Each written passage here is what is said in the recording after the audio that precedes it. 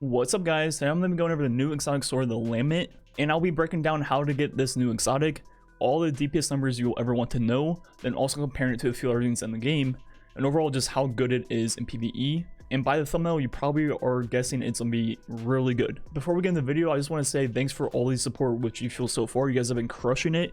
My code will still be 30% off through Monday, so 2 more days. If you want to try some new stuff out, this will be your best chance.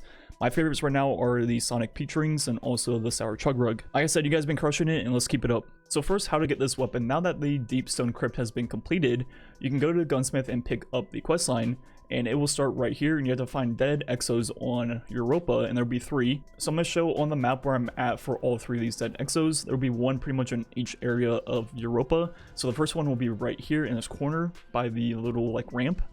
Then the second one will be up in the top part in the right side in this area, which is where the raid starts, I believe. If I remember correctly, this is where the raid begins, and it'll be up in this corner exactly where this blueberry just got his. Then the last one will be all the way on the left of the Cadmus Ridge. And if you start here, you keep going into the like lab area, and as you see, it'll be up in this room back in like this little closet. Then the second you're done with this part of the quest, the next part will be following this path. So do not like go to orbit, do not go anywhere else. Stay here, and I recommend tracking the vein in your quest line, and it'll pretty much show you exactly where to go. But once you pick that up, as you see, next step is you have to locate a giant Exo hidden in the Exo facility, and that will be just around the corner all the way down in here. So once you get there, there will be a huge giant Exo. They're not lying about that. Then you interact with it, and that's pretty much it for that step. Then the next step is you have to kill Vex with swords, and also Minotaurs, Hydra, Cyclopses with sword final blows.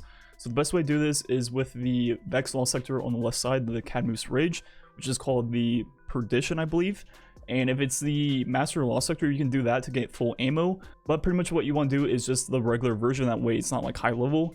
And you just want to farm through it twice to get the 100 kills. And then after that, all you want to do is kill the first 3 red bar Minotaurs. So there'll be 1 in the first room and then 2 in the second room. Kill those, run out, and rinse repeat. The majors do not count for the quest. The next part will be you have to complete an Exo challenge, which means you have to do the new mission from Barracks. So go ahead and pick that up, and it'll be a mission on the left side of Europa.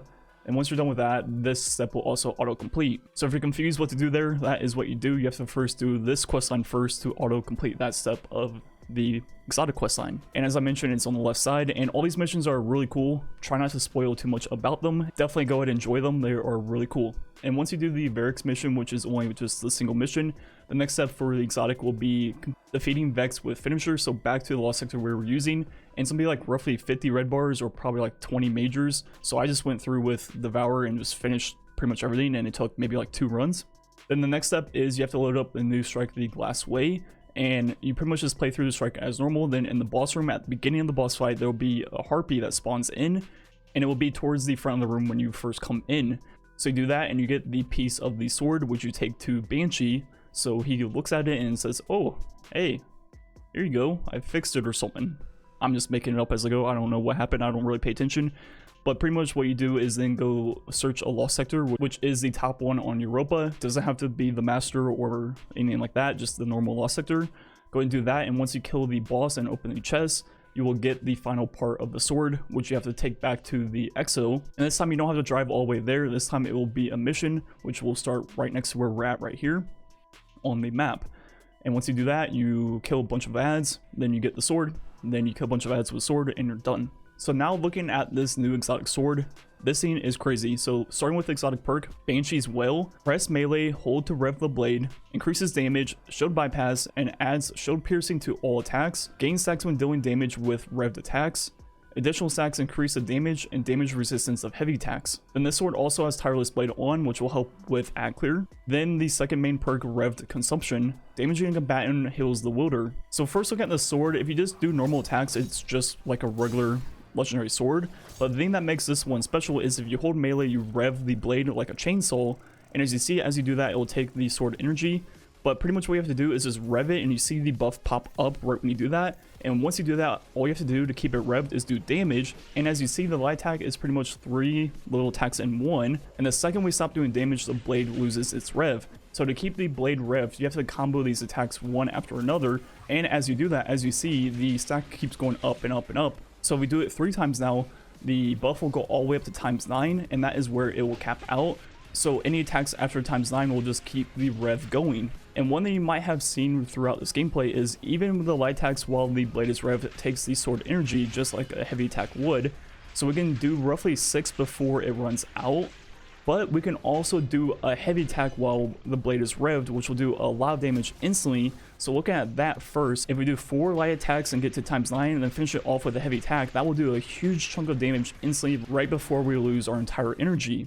And depending on how much energy you have left, the heavy attack will do more damage. So now doing 3 light attacks, then a heavy attack, we hit for 66,000 on the final heavy attack. So looking at what combo would be the most optimal, if we try 2 light attacks into heavy attack, as you see, the heavy attack does less damage than before. So it seems like doing 3 light attacks into heavy attack is the most optimal combo. And that combo takes just over 2 seconds to do. And looking at the damage of each attack, the first light attack does 21,000. Then once you have the buff going, and they hit for 26.5. Then finally the heavy attack with the full ×9 is 95,000 damage, which means the DPS of this combo is 82,000. Wow, that's a lot. Like, that is not even close to anything else in the game. Then we pair that with Lucent Blade for the second part, which will greatly increase the charge rate of your equipped swords. Pretty much what this will do for sustained damage is once we do our full combo, we can do 6 light attacks while waiting for our charge to come back. Then after that, we would do a combo again. So what this would look like would be you do the combo, then you do 6 light attacks while waiting for the charge to come back, then followed up by another combo. And that takes a little bit under 6 seconds. And look at the light attack damage on Carl. It hits for 14,464, which means the DPS of this combo would be 43.5 thousand, which obviously falls off quite a bit. So overall, this sword is definitely like a burst DPS type of vein, but even for sustained damage fights, it's pretty much on par with most other swords in the game in that like roughly mid 40,000 range. So it pretty much keeps up with everything in the game, but then for burst, it is pretty much unmatched. And that is just the base damage of this weapon. Obviously, you can pair it with Lucent Blade, which would be a 35% buff, along with a debuff, which is 30%. We add all of these things in, the burst DPS will be 144,000 DPS, which is obviously extremely high. And another thing that makes this thing so good is that it just goes right through shields. So a shielded ultra, dead, don't care. Every champion in the game, don't care, dead. Like, I barely even hit the guy and he's still dead. I mean, the other champions, not even a chance. I'm not even using my heavy attack, just like 3 light attacks kills them. Like, the burst damage on this thing is stupid. It's so good. Then look at the secondary perk on this weapon, which is pretty much a life steal. If we get weak first and start doing light attacks on Carl, as you see, every single time we hit him, we get a chunk of health back, which is pretty good. And it seems to be based on how much damage you do. So now revving the blade, we get our health back very quick. So we're going to be able to outhill pretty much all the damage we're taking while using the sword. So overall, this sword is crazy. Like, the purpose of this thing is just to burst down any ultra major champion, anything like that. And it does it the best probably of any weapon we've ever had. The only thing else that has really good burst like this would be Fourth Horseman, but what made Fourth Horseman's burst DPS so high was its rate of fire and not necessarily its damage it was doing. This one is the opposite. Its burst damage is so high because of how much damage it's doing, not because it's doing that damage like in a ridiculous amount of time. Like, the fact that I can solo a champion with like 3 light attacks is crazy. And that's not even a heavy attack. If I throw in a heavy attack in there, I mean, they don't stand a chance. So overall, this sword is absolutely crazy, insane, broken, insert more words here. And overall, this thing will definitely be the meta probably for the foreseeable future. So definitely go get it. And I can't wait to try this out on some bosses in the game. And yeah, I think that's me for the video. Make sure to use my code AIR on gfuel.com. It's going to be 30% off through tomorrow. So 2 more days to try out all the new flavors you guys want. You guys have been crushing it recently, and I can't thank you guys enough. Anyways, that's going to be it for the video. Thanks for watching. Catch you guys next time.